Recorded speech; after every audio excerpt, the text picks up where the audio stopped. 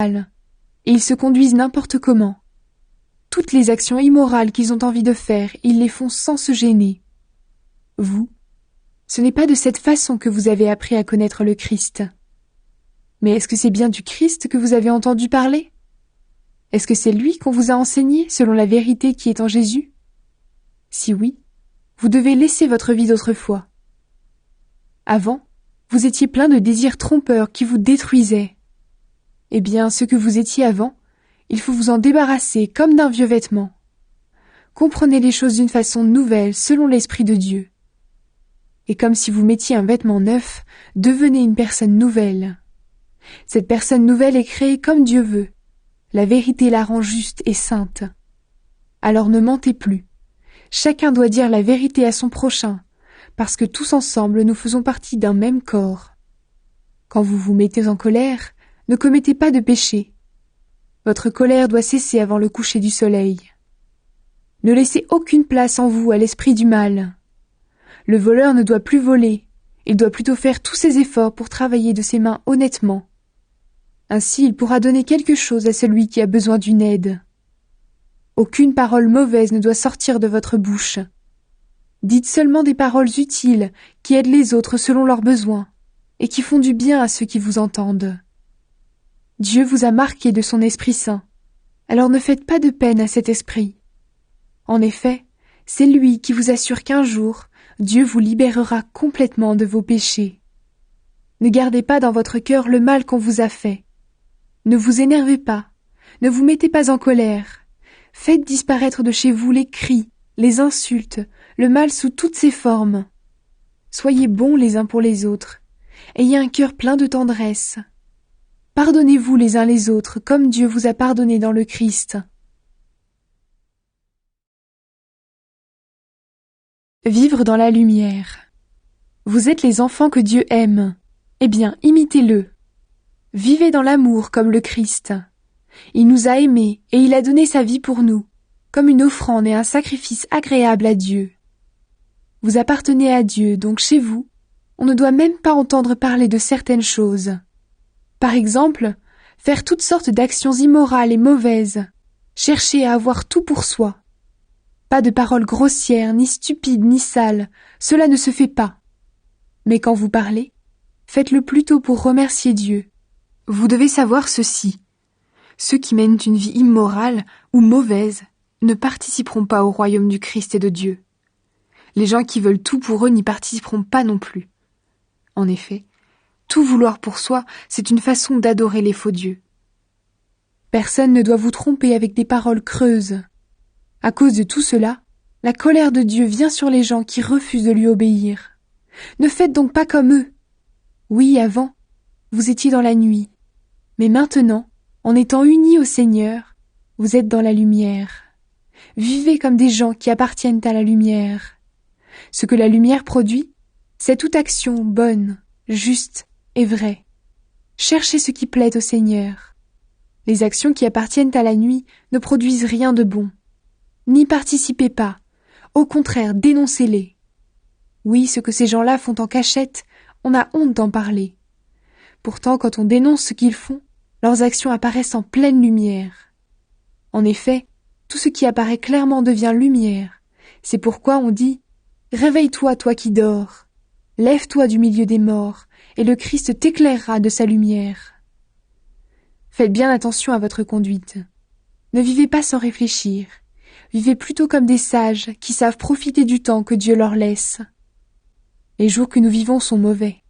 C'est pourquoi ne soyez pas stupides, mais comprenez bien la volonté du Seigneur. Ne buvez pas trop de vin, la boisson pousse les gens à se détruire. Mais soyez remplis de l'Esprit Saint. Ensemble, dites des psaumes, des hymnes, des cantiques qui viennent de cet esprit. Chantez la louange du Seigneur de tout votre cœur. Remerciez Dieu le Père toujours et pour tout, au nom de notre Seigneur Jésus-Christ. Les relations entre maris et femmes. Obéissez les uns aux autres par respect pour le Christ, les femmes à leur mari comme au Seigneur. En effet, le mari est le chef de sa femme, comme le Christ est le chef de l'Église. Le Christ est le sauveur de l'Église qui est son corps. Comme l'Église obéit au Christ, les femmes doivent obéir pour tout à leur mari. Marie, aimez votre femme comme le Christ a aimé l'Église. Il a donné sa vie pour elle, afin qu'elle soit sainte. Il l'a rendue pure par l'eau et par la parole. Il a voulu que l'Église se présente devant lui pleine de gloire, sans tache, sans ride, sans aucun défaut. Il a voulu qu'elle soit sainte et sans reproche. À son tour, un mari doit aimer sa femme comme il aime son corps. Aimer sa femme, c'est s'aimer soi-même. Non, personne n'a jamais détesté son corps. Au contraire, on le nourrit, on en prend soin, comme le Christ le fait pour son Église. Est-ce que nous ne faisons pas partie du corps du Christ ? Dans les livres saints, on lit « C'est pourquoi l'homme quittera son père et sa mère pour s'attacher à sa femme, et les deux deviendront comme une seule personne. » Ce mystère est grand, et moi je vous dis qu'il s'agit du Christ et de l'Église. Mais il s'agit aussi de vous. Chacun doit aimer sa femme comme lui-même, et la femme doit respecter son mari. Les relations entre enfants et parents. Enfants, obéissez à vos parents, comme le Seigneur le veut. C'est votre devoir. Respecte ton père et ta mère. Voilà le premier commandement que Dieu a donné avec une promesse. Cette promesse la voici. Alors tu seras heureux et tu vivras longtemps sur la terre. Et vous, les parents, ne poussez pas vos enfants à la révolte. Mais pour les élever, corrigez-les et donnez-leur des conseils qui viennent du Seigneur. Les relations entre esclaves et maîtres. Esclaves, obéissez à vos maîtres sur la terre avec beaucoup de respect, d'un cœur sincère, comme vous obéissez au Christ. Ne les servez pas seulement quand ils vous surveillent, comme pour plaire à des hommes. Mais obéissez comme des serviteurs du Christ, qui font de tout leur cœur ce que Dieu veut. Servez vos maîtres de bon cœur, comme si vous serviez le Seigneur et non des hommes. Vous le savez, ce que chacun fait de bien, il le retrouvera près du Seigneur, qu'il soit esclave ou homme libre. Et vous, les maîtres, agissez de la même façon avec vos esclaves. Laissez de côté les menaces.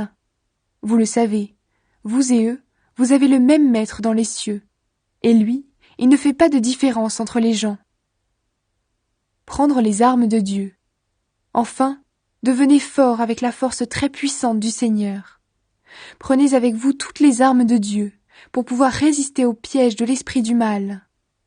Non, ce n'est pas contre des êtres humains que nous devons lutter, mais c'est contre des forces très puissantes qui ont autorité et pouvoir. Nous devons lutter contre les puissances qui dirigent le monde de la nuit, contre les esprits mauvais qui habitent entre le ciel et la terre. C'est pourquoi prenez toutes les armes de Dieu. Ainsi, dans les mauvais jours, vous pourrez résister, et après avoir bien lutté, vous resterez debout. Alors debout, prenez la vérité comme ceinture, mettez la justice comme cuirasse. Prenez comme sandale l'ardeur pour annoncer la bonne nouvelle de la paix. Toujours et partout, prenez le bouclier de la foi. Avec lui, vous pourrez éteindre les flèches brûlantes de l'esprit du mal. Recevez aussi le casque du salut et l'épée de l'Esprit Saint, c'est-à-dire la parole de Dieu. Priez sans cesse. Faites toutes vos prières et vos demandes par l'Esprit Saint. Soyez bien attentifs et priez toujours fidèlement pour tous les chrétiens. Priez aussi pour moi, afin que Dieu mette sa parole dans ma bouche. Alors j'annoncerai avec courage le mystère de la bonne nouvelle. Je suis le porte-parole de la bonne nouvelle, et pour elle, je suis attaché avec des chaînes. Priez pour que je parle avec courage comme je dois le faire. Salutations. Je veux que vous aussi, vous connaissiez ma situation et ce que je fais. Tychik, mon frère et mon ami qui sert fidèlement le Seigneur, vous donnera toutes les nouvelles. Je l'envoie exprès chez vous pour vous dire comment nous allons et pour vous encourager. Que Dieu le Père et notre Seigneur Jésus-Christ donnent aux frères et sœurs chrétiens la paix, l'amour et la foi. Que Dieu bénisse tous ceux qui aiment notre Seigneur Jésus-Christ d'un amour qui ne meurt pas.